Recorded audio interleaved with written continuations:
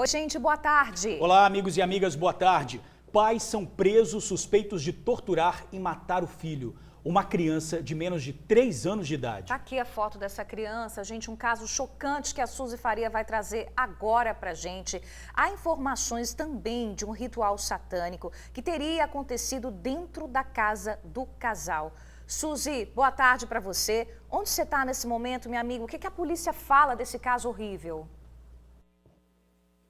Boa tarde, Bruna. Boa tarde, George, amigos do TN. Eu estou em Divino Espírito Santo, na frente da casa onde esse fato aconteceu. Casa que, inclusive, lá em cima está lacrada pela polícia, porque daqui a pouco a perícia vai vir ao local fazer uma segunda avaliação e recolher tudo que tem lá dentro. Inclusive, Bruna, como você falou aí, imagens de caveiras, de tridentes, coisas relacionadas aí àquilo que a gente pode chamar de um ritual satânico.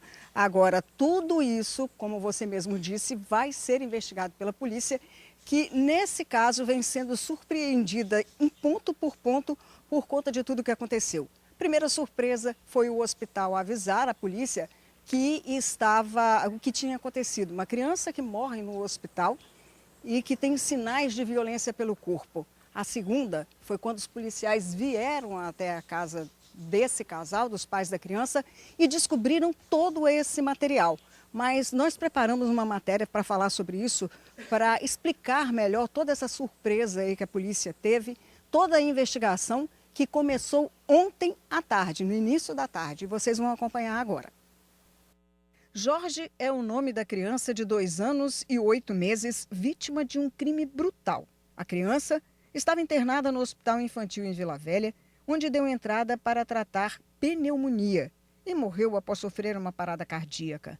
Só que na unidade, a equipe percebeu que a criança, de 2 anos e 8 meses, tinha sinais de violência, como abuso sexual e tortura, identificados por marcas de cigarro no braço e até mesmo no ânus. Nessa hora, a equipe da Delegacia de Crimes contra a Vida de Vila Velha foi avisada e iniciou a investigação. O exame cadavérico acabou confirmando as informações dos profissionais de saúde. Jorge tinha sofrido abuso e tortura. Os pais foram detidos ontem à tarde quando estavam no DML para liberar o corpo da criança. Georgia Carolina Teixeira da Silva, de 31 anos, e Maico Milagre da Cruz, de 35, foram levados para a DHPP.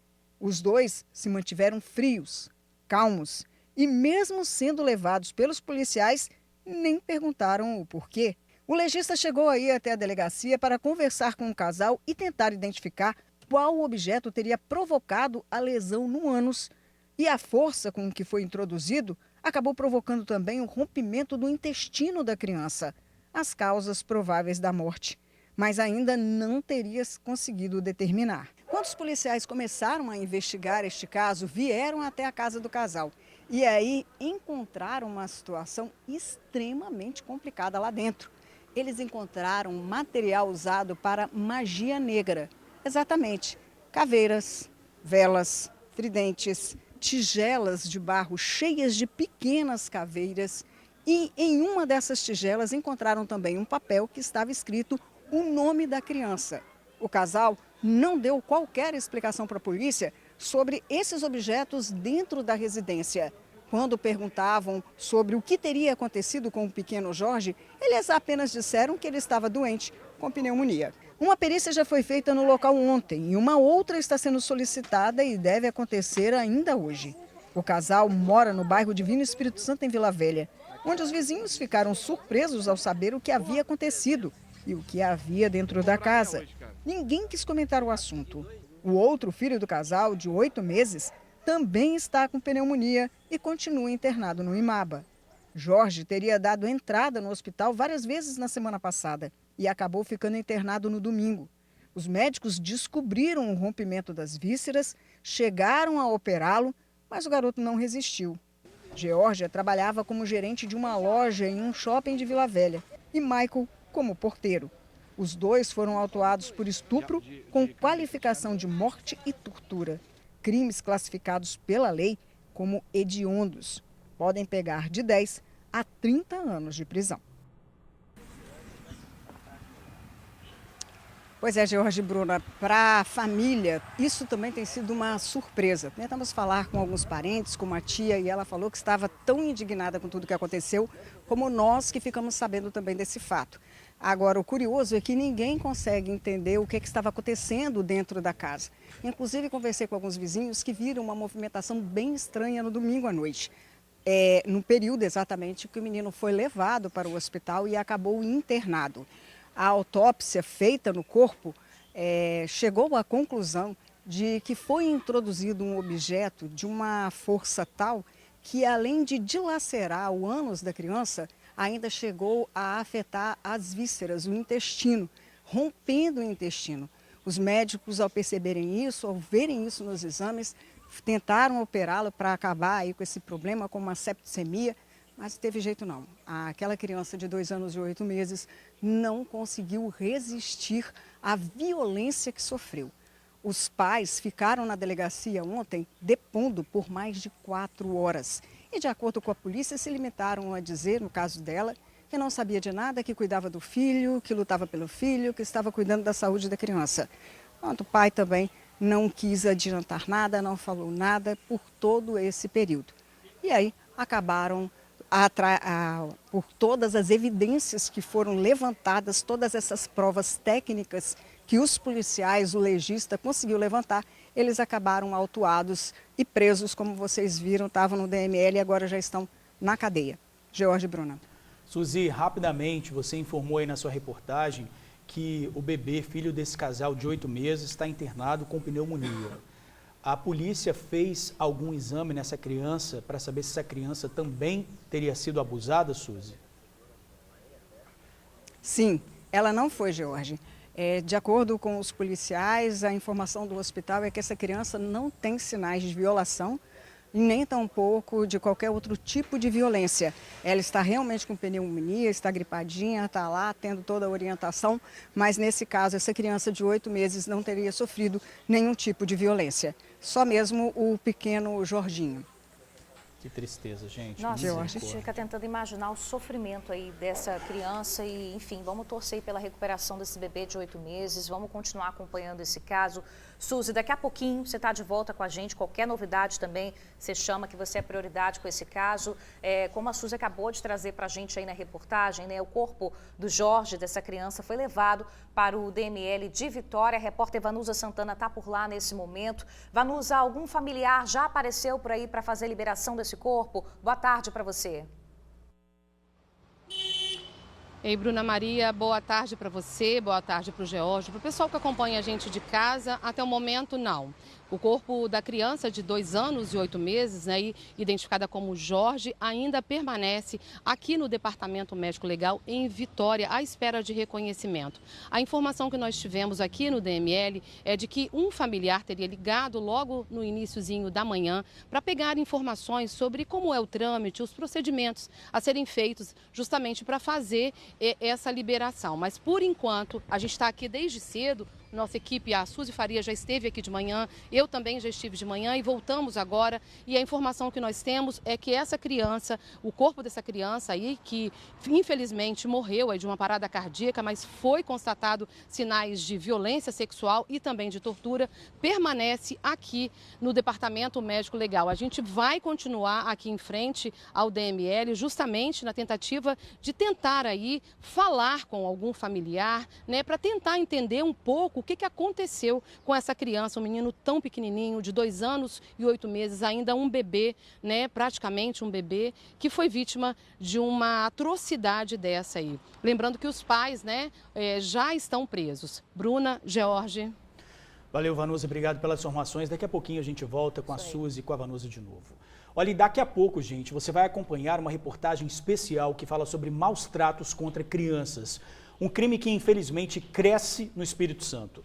O município da Serra lidera o número de casos. Uma delegada e uma psicóloga falam sobre os sinais que a criança vítima de violência mostra e muitos teimam em não ver. E como é importante aí olhar um atento dos vizinhos, dos amigos, dos parentes para denunciar esse crime bárbaro que rouba a infância e produz traumas que serão danosos aí na vida adulta. Gente, a polícia continua atrás do homem que matou a companheira em Viana com 30 facadas. A gente acompanhou essa história terrível aqui ontem também. A família se despediu hoje dessa jovem. O corpo de Daniele de Lima de Jesus, de 23 anos, foi enterrado no cemitério de Morada de Betânia, em Viana. A jovem foi morta na noite da última segunda-feira dentro de casa. O filho dela, de apenas 4 anos, viu a mãe morta e saiu em busca de ajuda. Um vizinho encontrou a criança de madrugada, sozinha, no meio da rua e acionou a polícia.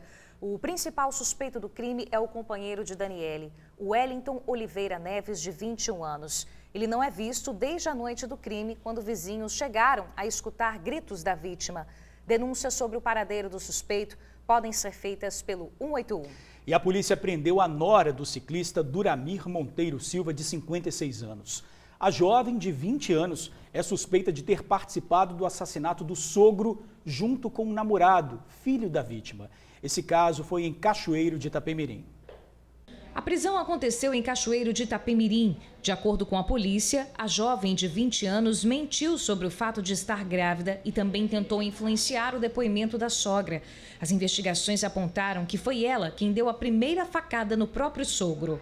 Ela desferiu um golpe nele. Nisso que desferiu um golpe nele, o filho da vítima, né, esse parricida, já veio com direção a ele, a vítima, pegou outra faca e esfaqueou diversas vezes nas costas e depois no peito. A faca ficou cravada ainda nele. O filho de Duramir, João Vitor Brito Silva, de 24 anos, já havia sido preso na segunda-feira. Ele confessou que matou o pai por ciúmes. Eles afirmaram em depoimento que foi em razão do seu Duramir ter tentado agarrar, né, tentado alguma coisa assim, com conotação sexual, com a companheira desse rapaz. Ele teria chegado por trás dela, teria cheirado o pescoço dela, agarrado pelas mãos. Ontem, mais de 100 ciclistas participaram de um pedalaço em homenagem a Duramir. Eles circularam pelas principais avenidas de Cachoeiro pedindo justiça pelo caso. Duramir desapareceu no dia 28 do mês passado. Câmeras de segurança de um posto registraram o momento em que o filho e a nora do ciclista abastecem o carro. No porta-malas do veículo estava o corpo de Duramir. Ele tinha sido assassinado a facadas pelo casal. O corpo foi levado para uma propriedade rural em Castelo e em seguida incendiado. Duramir foi enterrado em uma cova rasa. A polícia suspeita que o crime possa ter sido motivado por dinheiro. É que na casa do ciclista foram encontrados cerca de R$120 mil, além de uniformes da Polícia Civil. O assassino, confesso, foi adotado pela vítima há 24 anos. As investigações desse crime continuam, claro, e os 2 suspeitos permanecem no presídio. Olha essa, gente. Nas redes sociais, ele postava fotos com o uniforme da PC, armas, distintivo, canecas personalizadas. Quem olhava aí o perfil não tinha dúvidas, né, Bruna? Que de fato era um policial civil. Tudo fake, hein, gente? Tudo não passava de uma grande farsa. O policial de mentirinha acabou preso, ironia do destino, tá? E foi numa operação da mesma unidade tática que ele dizia ser integrante. Veja aí. O casaco esconde Eduardo Barbosa da Rocha, de 31 anos. Agora ele não quer mostrar o rosto, mas até bem pouco tempo não tinha vergonha de ostentar uma mentira nas redes sociais. Eduardo se passava por policial civil. O suspeito é segurança de uma empresa e aproveitava a função para sustentar a farsa. Em várias postagens aparecia usando colete e distintivo da polícia. Se autodenominava integrante do CORE, a Coordenadoria de Operações e Recursos Especiais da Polícia Civil. Onde chegava, Eduardo se apresentava como policial, mas a farsa foi descoberta e denunciada. Policiais do CORE começaram a investigar o suspeito. Eles descobriram várias fotos. Em uma delas, Eduardo aparece armado com uma pistola, ao lado uma caneca com o símbolo da Polícia Civil. Na legenda da foto, uma frase: indo trabalhar. Uma operação do CORE foi montada na rua da empresa, onde Eduardo trabalhava em Novo México. Eles permaneceram de campana no local. O falso policial acabou preso no momento que chegava para trabalhar. Na manhã de hoje, no DML para exame, Eduardo parecia bem diferente do policial de mentira das redes sociais. A polícia disse que você estava usando uma arma, que você se passava por policial, tinha distintivo. É mentira isso? Ai, Vanusa Santana já de volta aqui para falar sobre essa história. Ô, Vanusa, esse falso policial aqui, o que ele disse para justificar esse farsa, esse fake? Ele tinha um sonho de ser policial? Ele só se limitou a balançar a cabeça e dizer que a polícia estava mentindo, né? Enquanto a gente sabe que o mentiroso na história é outra pessoa e é ele, e aí acabou preso como a gente viu. Todo o material que ele vinha usando, Bruna, aí para poder fingir que era um policial militar, policial civil, foi apreendido, tá? A gente entrou em contato com a Polícia Civil justamente para saber a autuação dele e eles disseram o seguinte, que o Eduardo foi autuado por porte ilegal de arma de fogo e também por falsa identidade. Na manhã de hoje, depois de ter passado pelo DML, ele foi encaminhado para o Centro de Triagem de Viana. Vai ter muito tempo para pensar, né, Bruna? Pois é, agora ele vai estar lá trabalhando diretamente, quer dizer, trabalhando não, né? Convivendo diariamente com vários policiais. Deu ruim, vai para a cadeia. Vanusa, obrigada aí, minha amiga, pelas informações. Olha só, agora a gente vai chamar a sua atenção para essa imagem. Moradores sentados na praça, olha aí, ó, de Nova Rosa da Penha, em Cariacica. Mas eles não estão ali curtindo a pracinha não, tá? Tomando um sol, uma fresca.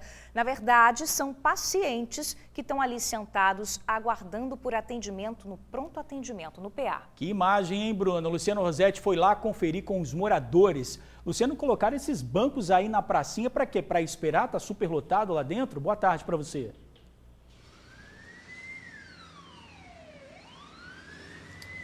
Boa tarde, Jorge, Bruna, amigo e amiga do TN. Exatamente, ó, eles transformaram a pracinha, na verdade a pracinha do bairro Nova Rosa da Penha 1 acabou virando uma sala de espera, por assim dizer, né?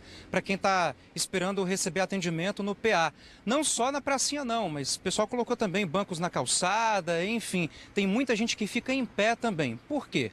A gente sabe que a gente está numa época de doenças respiratórias, né? Gripe para todo lado, Covid também. Isso acaba acometendo a população e a população segue as orientações, que são as seguintes: procura a unidade básica ou então o PA. Só que as unidades e os PAs não têm infraestrutura para receber todo mundo, para atender todo mundo e acaba virando essa confusão. A pracinha acaba virando uma sala de espera que todo mundo colocou banco ali e muita gente fica em pé, fica aquela confusão. Vamos fazer o seguinte, vamos entender melhor o que está acontecendo na reportagem que Bruno Passos e eu fizemos. A gente foi lá e gravou uma reportagem para te mostrar agora. Vamos ver os detalhes. A Cristina está sentada num banco na calçada, no sol e com sintomas de Covid. Dona Cristina, tem quanto tempo que a senhora está aqui esperando por um atendimento? Desde 7 horas da manhã. 2 horas já, né? Sim.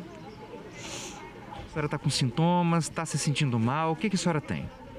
Eu acho que eu tô com sintomas da Covid. Eu tô com tosse, muita tosse, mal-estar em geral, dor no corpo. Essa é a vida de quem depende de atendimento no PA de Nova Rosa da Penha, em Cariacica. Além dos bancos na calçada, olha só como é que tá a pracinha em frente. Parece que a sala de espera mudou de lugar, né? Todo mundo fica ao relento aqui, se chover tem que ficar na chuva porque não tem onde ficar. Tinha que ter um abrigo aqui pra galera ficar, né? Porque tem gente doente aqui, aí fica com criança. Por muito reivindicar, eles liberaram os bancos pra gente estar aguardando na praça, né? Devido a gente ficar ao relento, sol e chuva, devido a ter algumas árvores, a gente optou para esperar aqui e foram liberados aos bancos para a gente poder aguardar. Os pacientes não reclamam dos médicos em si, mas sim da forma como é gerenciado o atendimento na unidade. A gente espera um melhor atendimento, uma qualidade no atendimento, né? Porque a gente já chega aqui fragilizado com problemas de saúde e ainda não tem o atendimento adequado. A unidade de saúde de Nova Rosa da Penha 2 é uma das piores unidades, talvez, de Cariacica. Talvez está uma das piores, porque eu ando muito para ir afora. Se eu não andasse, eu vou dizer assim, não é, né? Mas está muito ruim. Enquanto isso, pessoas como Dona Cristina sofrem, né? Esperando. Na verdade, deveria ter um posto 24 horas, né? Porque a gente que trabalha durante o dia, eu faltei serviço, sendo que eu poderia, depois do serviço, ter passado por aqui, mas não tem, né? Fazer o quê?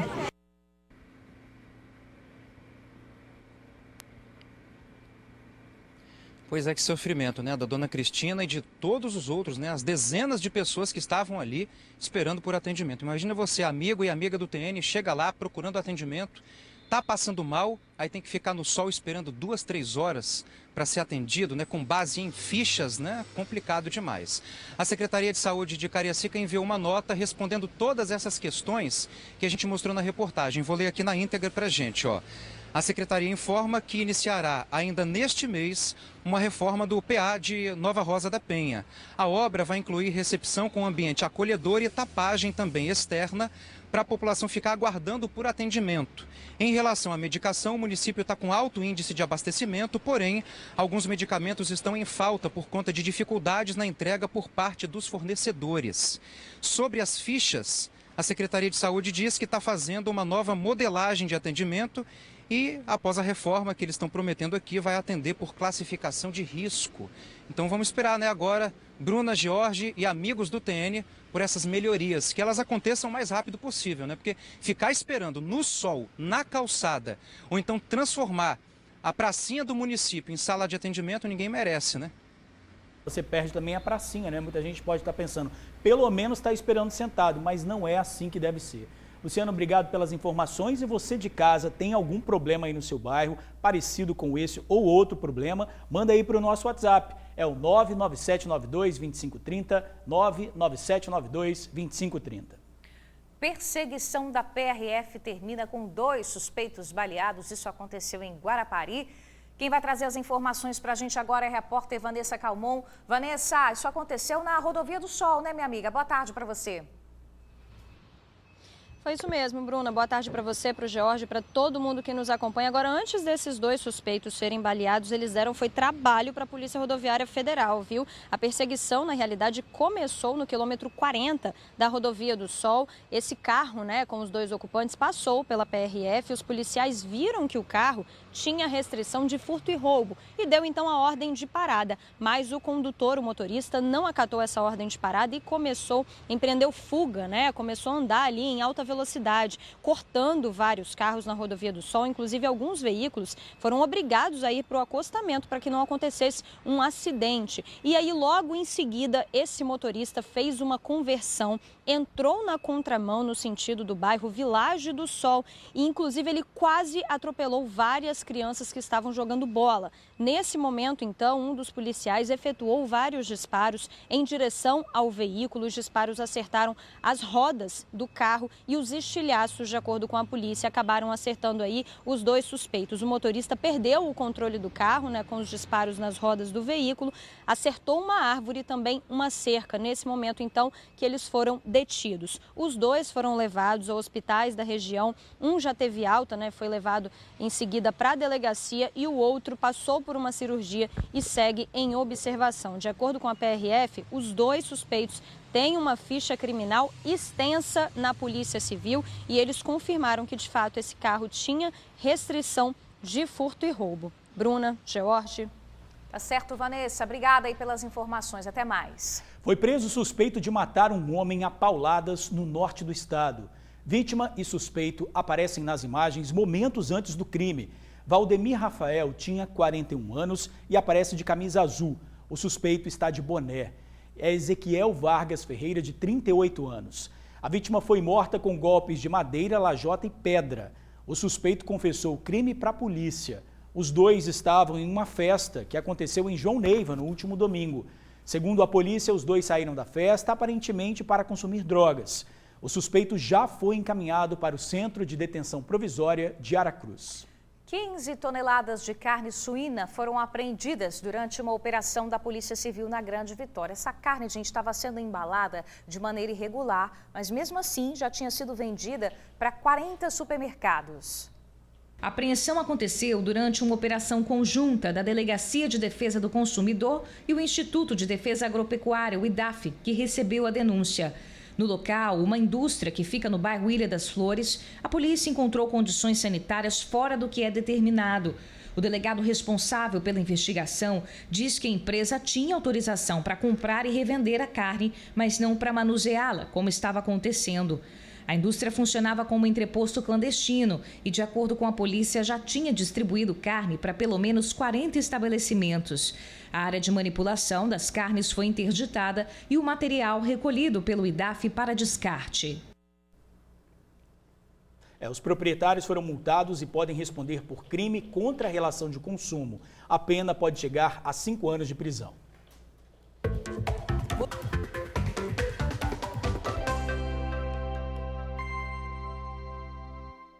Bora de emprego que tem oportunidade nova no Pedaço Shopping Boulevard em Vila Velha. Tem 48 vagas em diversas lojas, tá? São oportunidades para vendedor, caixa e também garçom. Pega o papel e a caneta e anota aí, porque os currículos devem ser enviados para 2 e-mails diferentes.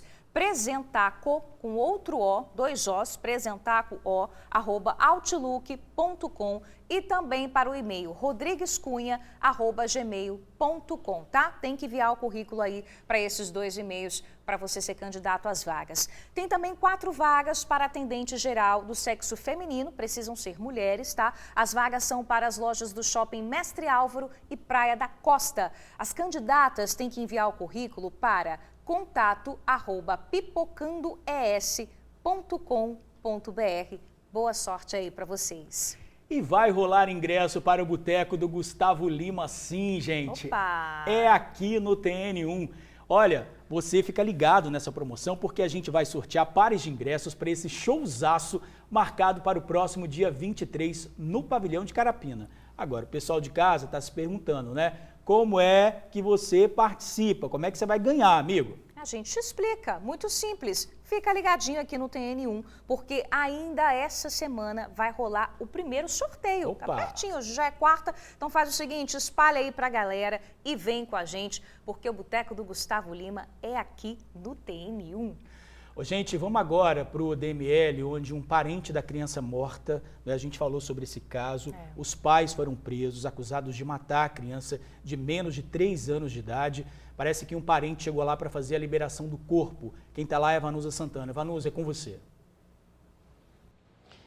Isso mesmo, George. Acaba de chegar aqui no DML uma tia da mãe dessa criança, do Jorge, né, de 2 anos e 8 meses, que estava aguardando até então, né, a chegada de um parente, de um familiar, justamente para poder fazer a liberação do corpo. Essa família é a tia da mãe dessa criança que chegou aqui, ela que esteve acompanhando o irmão dele de 8 meses, que está internado em um hospital, que ela ficou muito preocupada. O que ela nos contou? Né? Ela disse que a família ainda não consegue entender a causa, o que teria provocado isso. Todos estão ainda sem acreditar no que aconteceu com essa criança, né, com esse pequeno Jorge de 2 anos e 8 meses. Ela disse que só teve contato com a mãe da criança, que é a Geórgia, na madrugada. Né? Antes ela havia estado na casa da família, porque quando chegou lá, ela se deparou com a notícia de que o Jorge havia morrido e teria tido uma morte súbita após um quadro de pneumonia. Então, o que ela fez? Ela ficou muito preocupada, ela falou, olha, se o irmão dele de 8 meses está tendo os mesmos sintomas, ela ficou preocupada, falou, vamos levar essa criança para o hospital, justamente porque vai que ele está com uma superbactéria também, né, e vem aí acontecer uma outra fatalidade. O que ela fez? Ela pegou essa criança e levou até o Hospital Infantil de Vila Velha e lá a criança ficou internada, ficou lá sob os cuidados médicos, foi levado imediatamente para a unidade de terapia intensiva e lá ele permaneceu. Quando ela voltou para casa, a gente está tentando aqui, eu tentei pedir que ela falasse com a gente, mas ela está muito emocionada, não tem condição.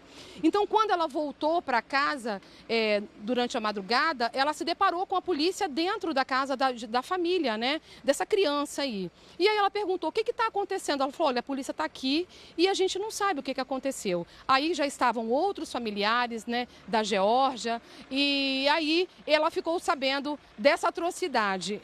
Assim como, segundo ela, assim como nós da imprensa ficamos abismados com a história, toda a família, segundo ela, está na mesma situação, né? Ninguém consegue entender. Segundo ela, os dois, né, tanto o pai quanto a mãe dessa criança, tem um relacionamento estável, são 2 filhos, que são filhos tanto da Geórgia quanto do pai também, né, do Michael. E aí ela disse que está surpresa quanto a gente, quanto todos, com essa história tão delicada, uma criança de 2 anos e 8 meses morrer dessa forma. A gente está tentando respeitar na medida do possível, né, a história da família, porque eles estão aqui agora fazendo um trabalho, fazendo a liberação do corpo, porque não é fácil. Eles estão aí tentando entender toda essa atrocidade que aconteceu. O que ela sabe é o seguinte, que essa família vivia bem,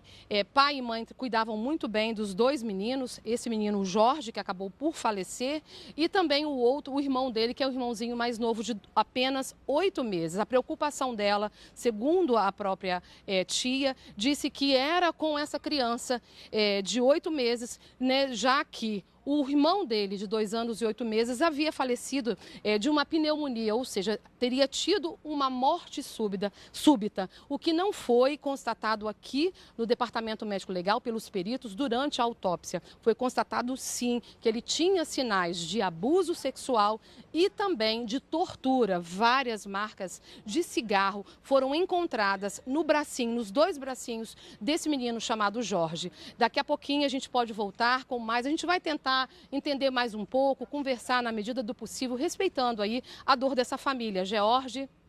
Claro, Vanusa. Pois é, a Suzy Faria também está lá na frente da casa, a Polícia Civil ia retornar para fazer uma perícia, né? Foram encontrados ali materiais para um suposto ritual satânico, mas a polícia está investigando tudo isso e daqui a pouquinho a gente traz essas informações para vocês. Obrigada, Vanusa, aí pelas informações.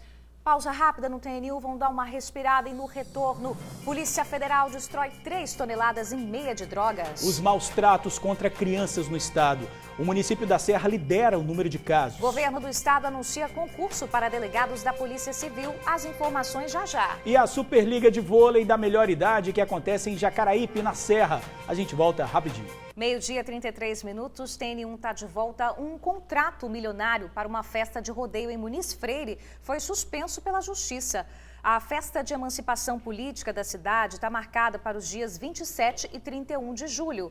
O evento foi orçado em R$1.400.000. Muito dinheiro, hein? A empresa vencedora que foi contratada usaria esse dinheiro para 9 diárias de prestação de serviço, sem contar com as despesas com shows, luzes, segurança, estrutura e entre outras coisas também. O Ministério Público Estadual viu indícios de superfaturamento nos gastos públicos. Então, uma decisão da Justiça suspendeu o processo de licitação e determinou que o município não faça qualquer coisa e repasse aí sob pena de multa de R$200.000 em caso de descumprimento. A Prefeitura ainda vai divulgar um posicionamento e ela tem 15 dias para contestar essa ação. Olha, a gente está falando agora há pouco, Vanusa está lá na frente, a tia do menino está falando, vamos ouvir aí. É para autópsia. E a minha preocupação foi, o menino está com esforço respiratório, pedi autorização a ela, liguei para Carol e pedi que se ela me autorizava, que eu achava que o menino não estava bem, a levar para uma assistência médica. Né? Minha preocupação então já aconteceu uma coisa com um, pode acontecer com outra. Ela está se referindo ao irmão do Jorge. O Jorge já tinha falecido, né? Eu não peguei em nenhum momento o caso, em nenhum momento eu fui acionada, nem no menino, nem sabia. O que aconteceu com o Jorge, de fato, de acordo com a polícia? Qual foi a reação da família? Choque. Como uma criança saudável morre assim? Foi a minha reação. Eu falei, não acredito. Como uma criança saudável morre de repente? E a senhora saber que os pais podem ser os suspeitos, né, pela morte? Está sob investigação, eu não quero julgar, gente, sabe? Isso é com a polícia, não é com a gente. A gente quer justiça para a criança, independente de quem for.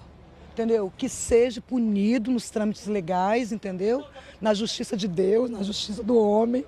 Agora fala um pouquinho pra gente sobre a relação familiar. Teve algum indício assim que pudesse apontar algo do tipo? A pergunta sobre como que era esse relacionamento com a família. Não sei te responder porque eu não convivia na residência deles. O que eu vi era as crianças passarem por ser vizinho, para creche com eles, sempre carinhosos, beijando as crianças sempre felizes. Era o que eu podia Agora, conviver na casa deles, a primeira vez que eu fui à casa deles foi quando eu soube da morte do Jorginho, que até então eu nem sabia que ele estava passando mal. E aí a sua preocupação com o irmão? Na hora que eu levei para socorrer, meu nome está lá. Eu conversei com as pediatras, sempre falando de uma morte súbita do irmão e minha preocupação do que causou a morte. Quando a senhora chegou no hospital, como é que foi ali? Eu sabia até então, pela reação dos pediatras, a preocupação era uma morte súbita de outra criança. A polícia encontrou, quando foi na casa dos pais, itens sugestivos de... Daí eu não posso falar, porque quando eu deixo a criança no IMABA, depois de medicado, que eu chego, a polícia já estava lá e como eu tinha que dar depoimento por ter ido ao local, então eu fui trazido imediatamente para a Polícia Civil também, segundo eles, para ajudar ajudar no caso, né? Foi o que eles me disseram, né? Eles têm outros filhos? Os dois não. Foram 2 gravidezes programadas com buque, né? Não foi uma gravidez impensada. Programaram a criança, chá de revelação, tudo. Então, como era a criança? Ela parecia bem cuidada? Feliz, como tranquilas. a família quer lembrar dele? Cheio de caras e bocas. Uma criança linda, saudável. Uma fatalidade. E a família também busca justiça. Sim. E a gente, independente de quem seja, entendeu? A gente está aqui para ajudar a polícia. Independente de ser qualquer envolvimento familiar, a gente quer justiça. A gente não está preocupado com quem vai ser o culpado, a gente quer o culpado. A senhora teve contato com a Geórgia? E o que ela disse? Não, eu só tive na hora de manhã. Entendeu? Depois não deixaram, mas quando eu vim para cá, eu fui do hospital, eu vim direto para cá. Então, assim, a gente não sabe, né? Porque fui investigar, eu saí 3 horas da manhã daqui, não dormi ainda. E dali a gente está ficando agora para liberação. Certo, olha, eu agradeço muito, eu externo os sentimentos da Rede TV Tribuna para vocês, para toda a família. Lembrando, a senhora disse que o sepultamento vai ser amanhã, hoje que horas? A gente não tem estrutura para... Não sabemos ainda, porque está aguardando quanto tempo vai levar o trâmite legal. Então, porque ontem já ia ser ontem, porque a gente achou, né? Inclusive, reservamos salão para velar a criança durante a noite, que para nós era só liberar aqui para velar a criança, né? Da investigação de uma morte súbita. Tá certo.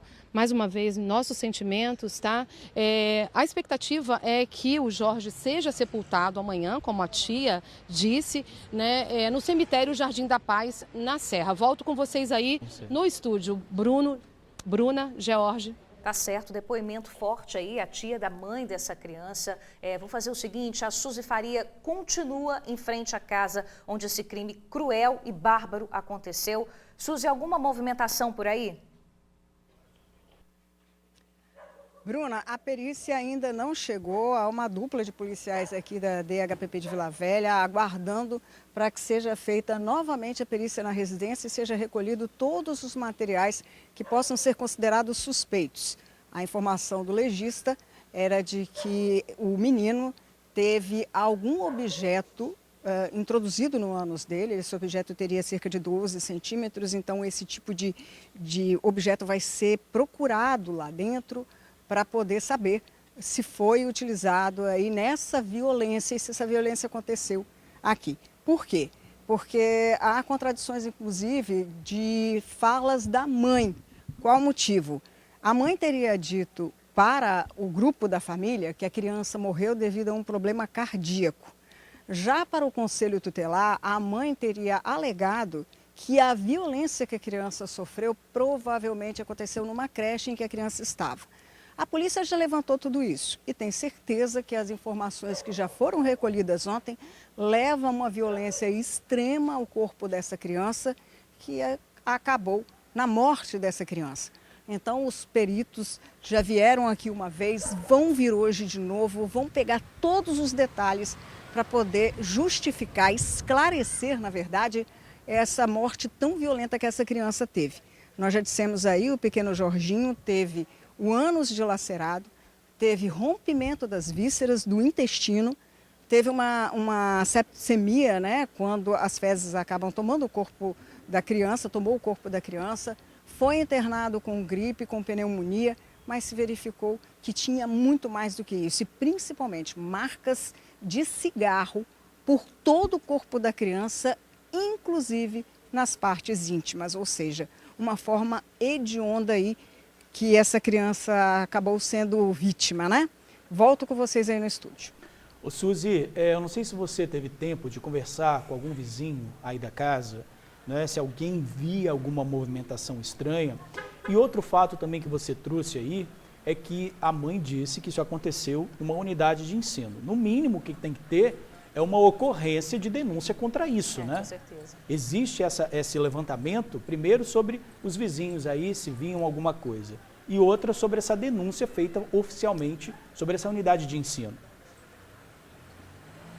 Bem, Jorge, a sua primeira pergunta. Os vizinhos todos estão surpresos com o que aconteceu com essa criança. Eles não sabiam que estava nesse nível, até porque os pais eram considerados pessoas boas, trabalhadores. Então, ninguém quer falar assim oficialmente, gravar uma entrevista, mas está todo mundo muito surpreso. Conversei com outro vizinho aqui que disse que no final do ano passado, início desse ano, a casa onde as crianças moravam, o casal, pegou fogo. Pegou fogo, havia uma suspeita de que teria sido um incêndio criminoso, mas isso ainda não foi provado. Então a mãe teria se ferido, teria ido para o hospital, mas ainda é uma informação que precisa de comprovação e a gente ainda não teve tempo de pesquisar. Com relação à segunda parte que você falou da questão da creche, parece que quando a criança apresentou os primeiros sintomas de gripe, febre, mal-estar, a mãe foi avisada e foi relatado que, devido a uma determinação ao protocolo da creche, a criança não poderia continuar ali. Ela teria que ser isolada, teria que voltar para casa para que a doença, o estado dela, não passasse para outras crianças, que seria um protocolo muito comum de acontecer nesses dias. Então a mãe foi avisada, a mãe foi lá, retirou a criança da creche, teria levado a alguns médicos, ela teria feito essa avaliação dessa criança, só que não teria sido detectado nada de anormal até o domingo, quando ela deu entrada na unidade de saúde aqui no IMABA, no hospital, e aí sim verificaram que além do ânus estar dilacerado, estar rasgado, tinha também marcas de sinais de cigarro por todo o corpo. Inclusive os pais tentaram falar para os profissionais de saúde que aquilo ali era uma doença que ele teve. Tinha hematomas também, viu? Hematomas roxos por todo o corpo. Então eles tentaram falar que aquilo era uma doença, mas o legista comprovou que era, na verdade, queimadura de cigarro, George.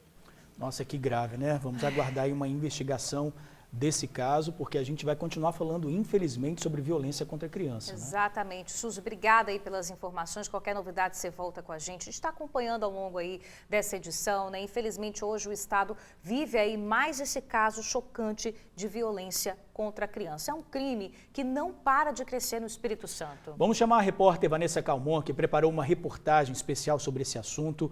Ô Vanessa, denunciar aí é a única forma de salvar a vida da criança que pode estar vivendo um trauma nesse momento, não é isso?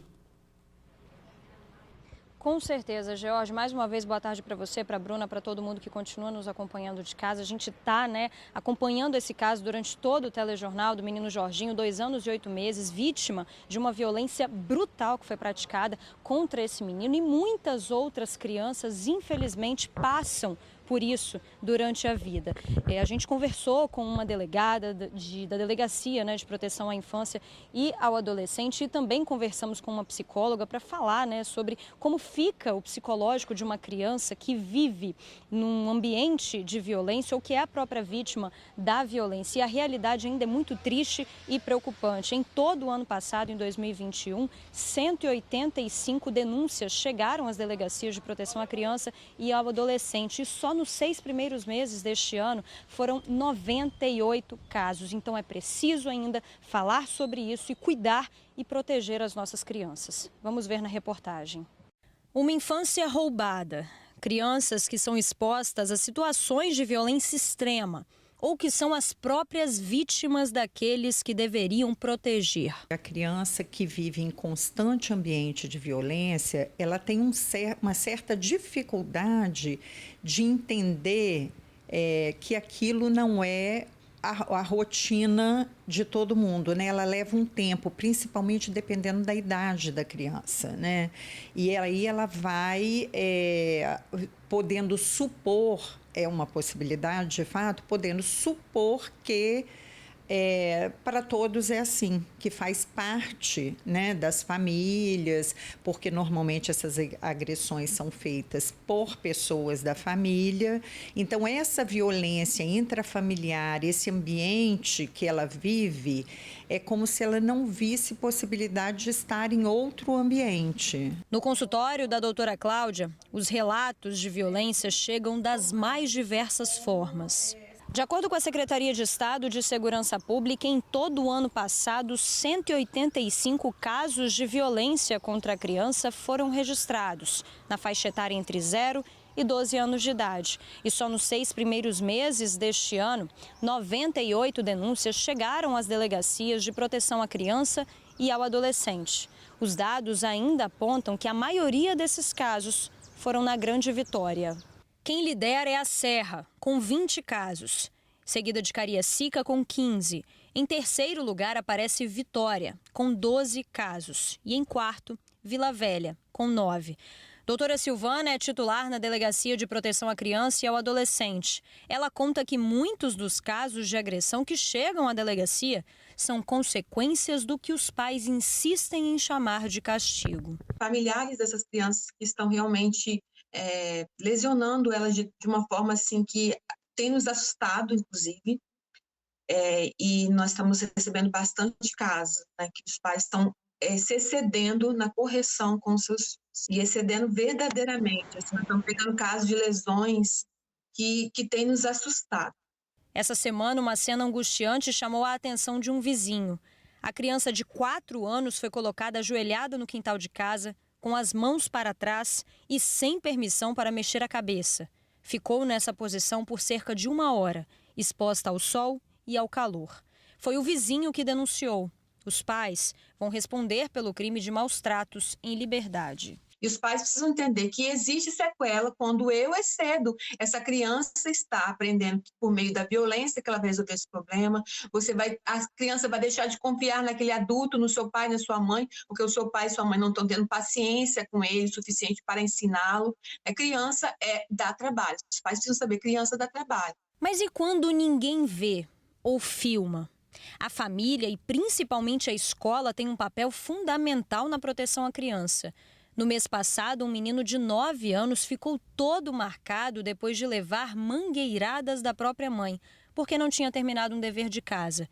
O conselho tutelar foi acionado pela escola e os relatos do menino revelaram uma vida de constantes agressões. Uma criança que vive situação de violência, ela vai sempre dar sinais de que tem alguma coisa acontecendo, né? Seja numa brincadeira que ela faça, seja numa fala que escapole em algum momento, seja num desenho, ou com mudanças de comportamento, né? Às vezes também ficando muito agressiva, ou às vezes tendo mudanças de comportamento do tipo um excesso de inibição, um choro muito fácil e podendo chegar até a manifestações no corpo, né? Assim, de algumas questões que comparecem no corpo que vêm denunciando que tem algo que está errado ali, que precisa ser escutado. Criança tem direito de ter infância, de ser feliz, de criar uma vida, sabe? Ter uma vida de criança mesmo para chegar a um adulto, ser um adulto saudável. Então, a gente precisa combater esse crime sim, de uma forma muito forte.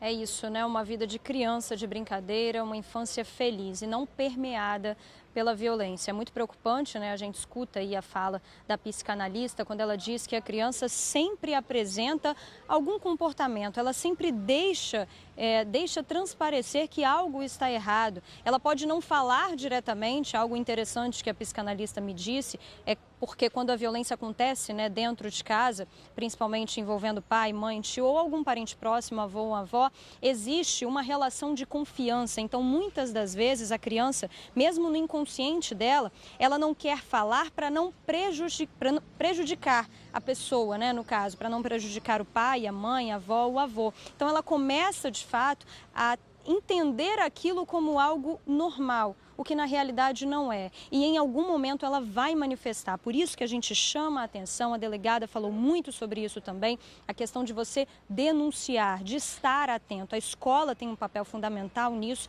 porque muitas vezes quando a agressão acontece dentro de casa, é na escola que a criança vai dar alguns sinais, ou no comportamento, ou através de um desenho, ou quando ela vai escrever algum texto, ou até mesmo em uma conversa informal com coleguinhas ou com a professora. Então a gente precisa ficar atento a isso, formar de fato, né, Bruna, George, uma rede de apoio para ajudar essas crianças e sempre que virmos, né, alguma situação, a gente denunciar, ligar para o Disque Denúncia 181. Bruna, George.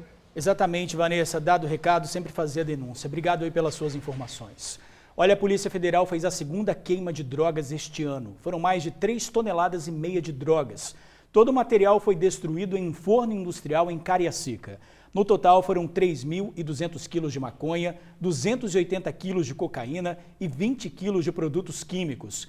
A droga foi apreendida em operações da Polícia Federal, Polícia Rodoviária Federal, PM, PC e GAECO. Para a queima, participaram representantes do Ministério Público Estadual e da Vigilância Sanitária. Gente, agora 12h52, vamos ao vivo para Jacaraípe, na Serra, onde está rolando a Superliga de Vôlei da melhor idade. Luciano está por lá. Tô vendo uma movimentação aí atrás de você. O pessoal tá fazendo bonito aí, hein, Luciano?